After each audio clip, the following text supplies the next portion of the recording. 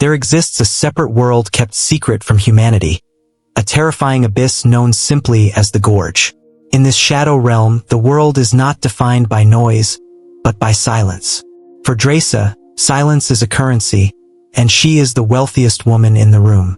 Our story begins in the suffocating darkness of a hidden vantage point, overlooking a private airstrip nestled between rolling hills. The air here is stale, smelling of damp earth and gun oil. Drasa, an elite sharpshooter with a reputation that whispers through the criminal underworld, has been lying motionless for 6 hours. Her heart rate is artificially slowed, her breathing a rhythmic tide that barely disturbs the dust in front of her. To the untrained eye, she looks like a statue. To a professional, she looks like death waiting to happen. Through the scope of her high-caliber rifle, the world is reduced to a circle of magnified reality. Kilometers away, a private jet descends, its tires screeching against the tarmac.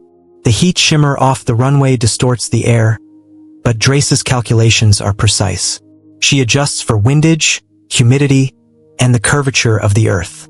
The hatch opens, and a high-ranking government official steps out, surrounded by a phalanx of nervous bodyguards. They scan the horizon looking for threats, but they are looking for men with guns, not a ghost with a mathematical equation for a mind. Drasa exhales a long, slow release of carbon dioxide. Her finger tightens on the trigger.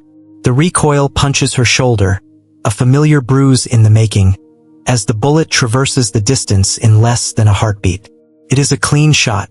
The target collapses before the sound of the gunshot even reaches the guards. Panic erupts on the tarmac. Men scream, weapons are drawn, and eyes search the hills, but there is nothing to find. Drasa is already packing her gear, the casing of the spent bullet warm in her hand. But Drasa is not the heartless killing machine her dossier suggests. The scene shifts from the violence of the kill to the solemn quiet of a cemetery. The sky is overcast, mirroring the grayness in her soul. She walks to a modest grave, her mother's, where an older man sits on a folding chair. This is her father. He looks frail, his skin papery and pale, ravaged by time and sickness. In a ritual that is both beautiful and horrifying, Drasa hands him the warm brass casing she just recovered. She hates her job. She loathes the violence, the blood money, and the theft of life. Giving these casings to her father is her confession, a physical transfer of the weight of her sins. She needs him to carry it because she is breaking under the load. However, today the ritual feels heavier. She tells him that she has accepted a long-haul contract, a government black ops job that requires total isolation for a full year. The money will be enough to fix everything, to buy them a new life. Her father's reaction is not relief. It is resignation. He looks at her with eyes that have seen too much sorrow and drops a bombshell that shatters Drasa's composure. His cancer has returned, and it is terminal. He tells her, with a terrifying calmness, that he will not wither away in a hospital bed. If the disease doesn't take him by Valentine's Day, he will end his own life. He has no reason to live without her, and he cannot bear the pain alone. This mission, this year-long absence, might mean she will never see him again. She leaves the cemetery with her soul fractured, the contract now a desperate bid for a future that might not exist. We then cut to a starkly different scene, introducing our second protagonist, Levi. We find him in a chaotic bedroom, jolting awake from a nightmare, drenched in cold sweat. His breathing is ragged, his eyes darting around the room looking for enemies that aren't there. Levi is a man haunted by the ghosts of war. Unable to sleep, he drives to the beach in the dead of night, the only place where the roar of the ocean is loud enough to drown out the screams in his head. As he writes in his journal, trying to exorcise his demons onto paper, his phone vibrates. It is not a text. It is a command. Coordinates appear on the screen with a single instruction. Report immediately. Levi arrives at a sterile, brutalist military facility. The walls are gray, the lights are fluorescent and humming. He sits across from an officer named Barto, a woman with eyes like flint. We learn Levi's backstory. A retired army sniper with over 200 confirmed kills. He is a legend, a grim reaper in fatigues, but now he is just a broken man trying to forget. Barto slides a contract across the metal table. It is a specialized mission, one that requires his specific brand of lethality. But before she allows him to sign, she asks the question that decides his fate. Is there anyone waiting for you back home? Levi pauses. The silence stretches. He thinks of the empty apartment, the nightmares, the meaningless existence he drifts through. No, he whispers, his voice devoid of hope. I have no one left in this world. Barto smiles, a cold, predatory expression. Perfect, she says. Pack your bags. You're leaving the world behind. Levi wakes up with a throbbing headache, the vibration of massive engines rattling his teeth. He is strapped into the jump seat of a military cargo plane, the interior dim and smelling of hydraulic fluid. He checks his wrist, his watch is gone. He checks his pockets, his ID is gone. He has been stripped of his identity. A soldier stands over him, face hidden behind a visor. When Levi asks where they are, the soldier remains silent. When Levi demands to know the flight path, the soldier simply says, "No fly zone." The ominous nature of the statement hangs in the air. This isn't just a restricted area. It's a black hole on the map. The soldier hands him a parachute and points to the ramp slowly lowering at the back of the plane. Outside, swirling gray clouds mask the ground below. Land. Hike 32 kilometers north. Don't deviate. The soldier barks. Your suit is wired. If you go off course, we terminate the contract. And you. Levi stands at the edge of the ramp, the wind howling like a banshee. He takes a breath and steps into the void. The free fall is terrifying and exhilarating, a plunge into a world that feels alien. He deploys the chute and drifts down, landing in a landscape that defies logic. The terrain is jagged, volcanic, and utterly silent. There are no birds, no insects, no rustle of wind in the trees. It is a dead zone. The hike is brutal. For 2 days, Levi navigates rock faces and treacherous paths, pushed forward only by his military discipline. Finally, he crests a ridge and sees it. The tower, a massive industrial watchtower anchored to the edge of a cliff. But it's not just a cliff. It is the lip of the gorge, a canyon so wide and so deep that the other side is lost in the mist. He meets JD, the guard he is relieving. JD is a man on the brink of collapse. His eyes are wild, his skin sallow from a year without direct sunlight. He looks at Levi like a drowning man looks at a lifeboat. JD is frantic to leave, packing his gear with trembling hands. He explains the job in rushed, breathless sentences. Levi is to guard the gorge. He must monitor the sensors, keep the automated turrets loaded, and never, under any circumstances, attempt to leave. But what am I guarding? Levi asks, looking out at the empty fog. It's just a hole in the ground. JD laughs, a sound devoid of humor. You think it's empty? He grabs a grenade from the armory rack, pulls the pin, and casually tosses it over the railing into the abyss. They wait. 5 seconds. 10 seconds. Silence. Then boom. The explosion rumbles below. A moment later, a sound rises from the depths. It isn't an echo. It is a shriek. A guttural, piercing scream that sounds like a blend of human agony and predatory rage. Hollowmen, JD whispers. They live down there, thousands of them, and they want out. JD recounts the history. In 1940, a specialized battalion of 2,400 soldiers descended into the gorge to secure it. They were heavily armed and trained. Not a single one came back. The gorge isn't geography. It is a tomb.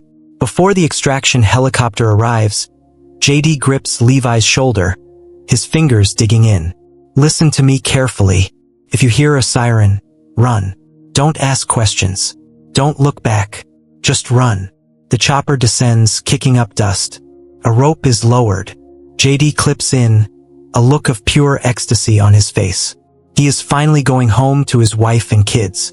As he is hoisted up, he waves at Levi. But as he reaches the cabin door, the soldier inside doesn't pull him in. Instead, the soldier draws a pistol. Levi watches through the scope of his rifle, confused. The soldier fires.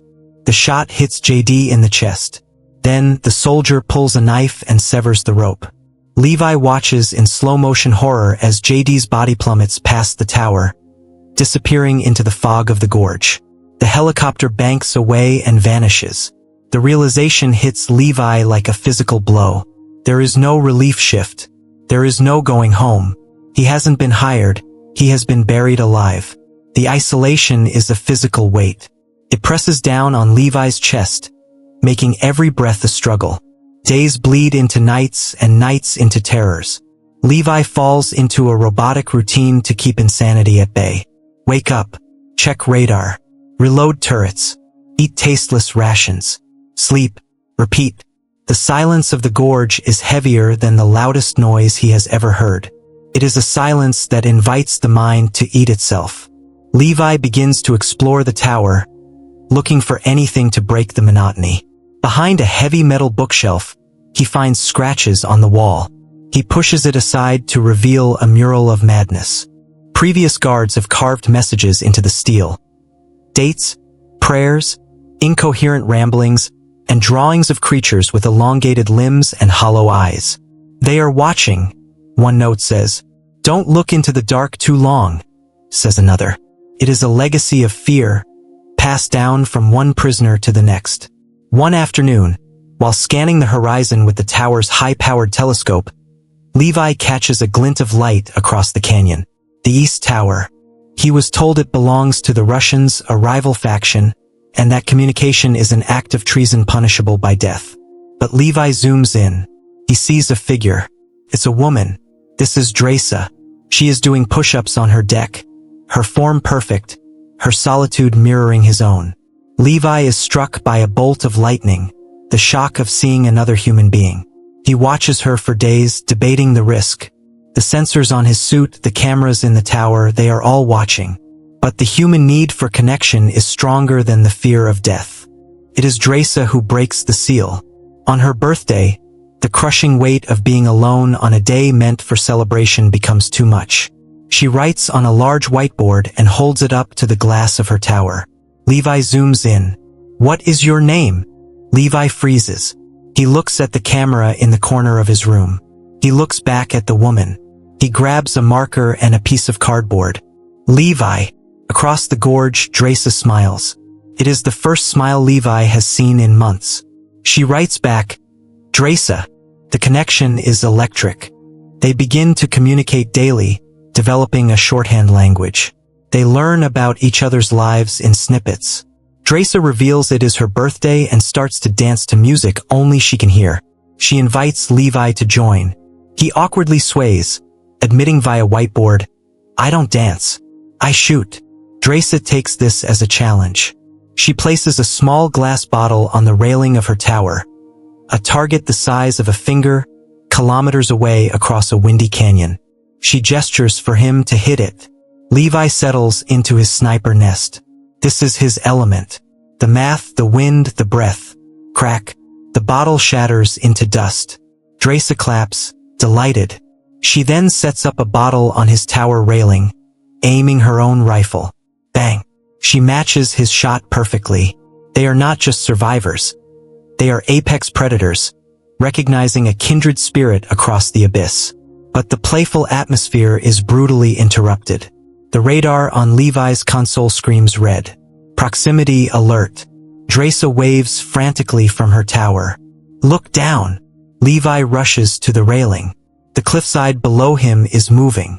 A gray carpet of flesh is ascending the sheer rock face. It is the Hollowmen. They are pale, humanoid creatures with elongated limbs and skin that looks like wet clay.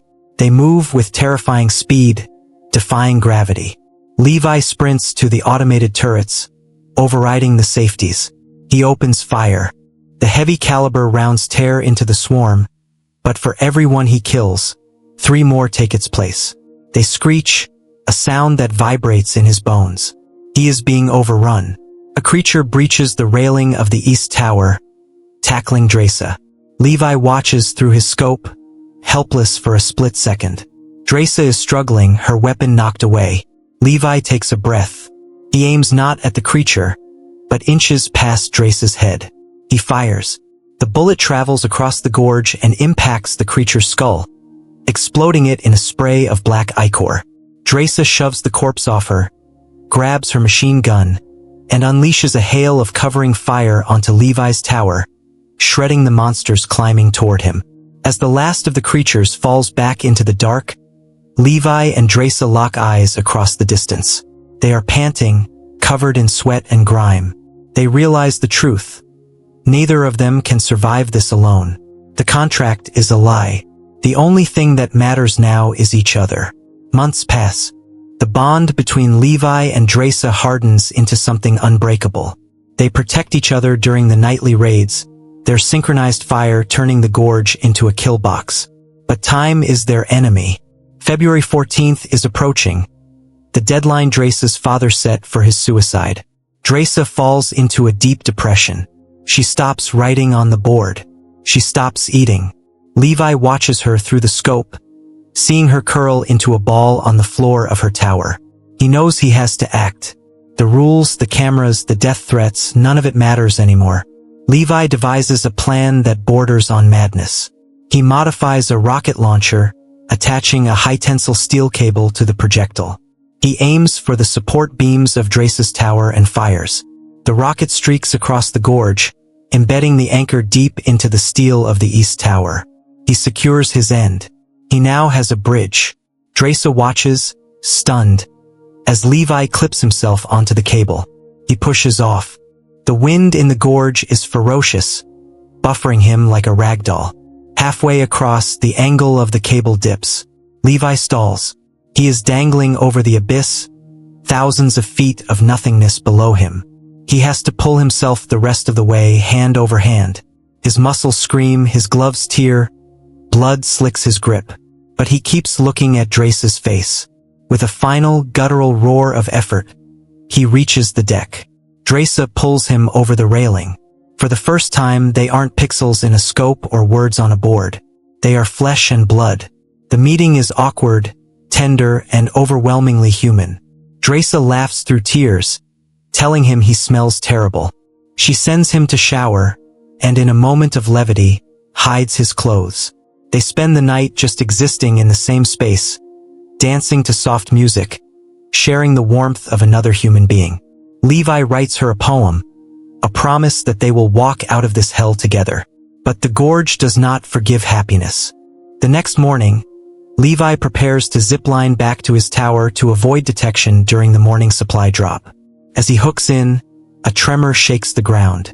A Hollowmen, wounded from a previous fight, crawls out of a vent and triggers a claymore mine near the cable anchor. Boom! The explosion shears the cable. The metal line whips through the air. Levi and Drasa, both standing near the edge, are knocked off their feet and sent plummeting over the side. They fall, tumbling into the mist, the light of the sun disappearing above them. They crash through the canopy of a subterranean forest, branches breaking their fall, until they hit the damp, mossy floor of the gorge. They are alive, but they are in the belly of the beast. The bottom of the gorge is a nightmare ecosystem. The plants here pulse with a bioluminescent glow. As Levi tries to stand, the roots of a tree wrap around his ankle, tightening like a python. The flora is carnivorous. Drasa draws her combat knife and hacks at the roots, freeing him. They move deeper into the shadows, weapons drawn.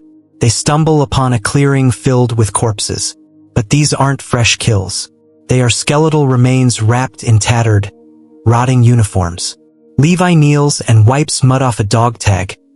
U.S. Army, 1940. The Lost Battalion, Levi whispers. They didn't disappear. They were eaten. But as they examine the bodies, they notice something horrifying. The skeletal structures are warped. Elongated fingers, expanded rib cages. These men weren't just eaten, they were becoming monsters. They find a ruined concrete bunker embedded in the rock wall. Inside, flickering screens and dust-covered consoles reveal the true nature of the gorge. They play a corrupted audio log from a frantic scientist. The truth spills out. The gorge isn't a prison for monsters. It's a laboratory. A chemical weapon leaked decades ago mutated the soldiers trapped down here.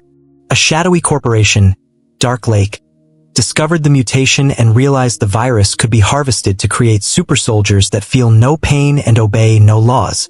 Levi and Drasa aren't guards. They are zookeepers for a biological weapon program. And the previous guards? They were executed to keep the secret. The revelation lights a fire in Levi's eyes. "We don't just escape," he says, loading his rifle. "We burn it down." They find a schematic of the facility. At the center of the gorge lies a failsafe device. A massive tactical nuke designed to sanitize the area if the creatures ever breached the surface. The siren JD warned about? It wasn't an alarm. It was the countdown for the bomb. They begin their ascent, fighting their way toward the base of the elevator cables. The journey is a gauntlet. They blast through walls of living vines and fight off packs of Hollowmen. The creatures are faster down here, in their element, dropping from the cavern roof like spiders. Levi and Drasa move as one unit, covering angles, reloading each other's weapons, a deadly dance of survival. They reach the bottom of the supply elevator shaft. The car is at the top, kilometers up, but there is an old maintenance Jeep parked nearby. Levi's engineer brain kicks in. He rigs the Jeep to the counterweight cable of the elevator system. If they drop the heavy Jeep down the shaft, the physics will pull the lighter service platform with them on it up to the surface. They step onto the platform and cut the release. The Jeep plummets. They rocket upward. But the noise attracts the horde. Hollowmen begin climbing the shaft walls, screeching, chasing the rising platform. "Do it!" Drasa screams.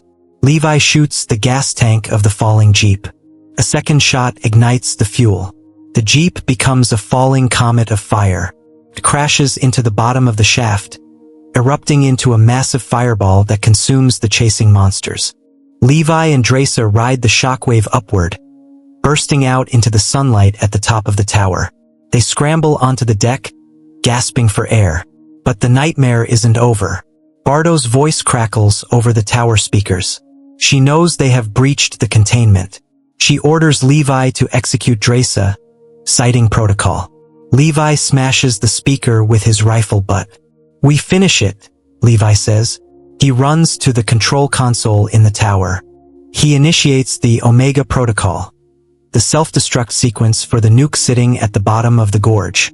The siren begins to wail, a mournful, mechanical howl that signals the end of everything.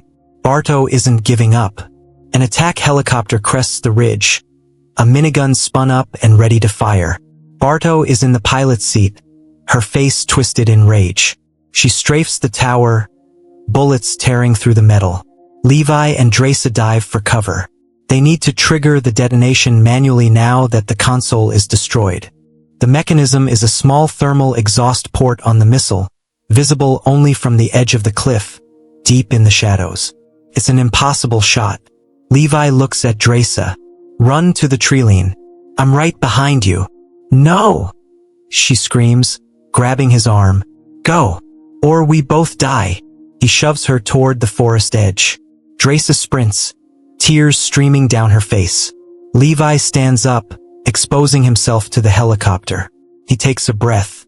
He centers his scope on the tiny thermal port of the nuke, kilometers down in the dark. The helicopter swings around, the minigun spinning up for the kill shot on him. Levi exhales. One shot. Clean. He pulls the trigger. The bullet flies true, striking the thermal port. A chain reaction begins instantly. A blinding white light erupts from the bottom of the gorge. Levi turns and runs. The ground heaves. The shockwave hits him like a freight train.